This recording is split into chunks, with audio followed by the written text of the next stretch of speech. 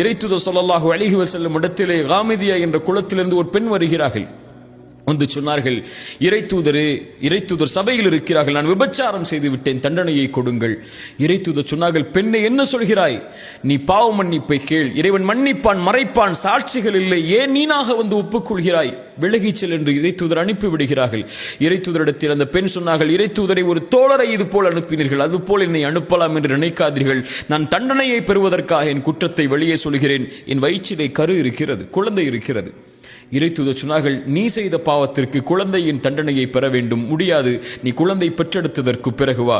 குழந்தை பெற்றெடுத்ததற்கு பிறகு வந்தார்கள். பால்குடி மறந்ததற்கு பிறகு வா.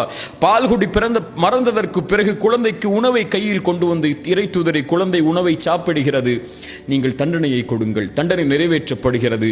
கல்லால் எறிந்து கொலை செய்ய வேண்டும், விபச்சாரம் செய்திருந்தால் திருமணத்திற்கு பிறகு அந்த தண்டனை கொடுக்கப்படும் போது அந்த பெண்ணுடைய இரத்தம் ஒரு தோழருடைய கையில் படுகிறது. அந்த தோழர் சீ என்றார்கள், ஒரு விபச்சாரியின் இரத்தம் என்றார்கள். தொழுகை நடத்தினார்கள் பாவ மன்னிப்புக்காக. இறைத்தூதர் அந்த நேரத்தில் உமர் வந்து இறைத்தூதரை பிடித்து சொன்னார்கள், இறைத்தூதரை, ஒரு விபச்சாரிக்கு தொழுகை நடத்துகிறீர்களா? மனிதர்கள் எல்லோரும் அந்த பெண்ணுடைய பாவத்தை பார்த்தார்கள். இறைத்தூதர் பார்த்தார்கள் அந்த பெண்ணுடைய பாவ மன்னிப்பை. சொன்னார்கள், இந்த பெண் செய்த பாவ மன்னிப்பை மதீனாவில் உள்ள 70 பேருக்கு பங்கு வைத்தாலும் ஈடாகாது. அவர்கள் எல்லோரும் பார்த்ததை அந்த பெண் செய்த பாவத்தை, இறைத்தூதர் பார்த்தது அந்த பெண் இறைவனிடத்திலே செய்த பாவ மன்னிப்பை.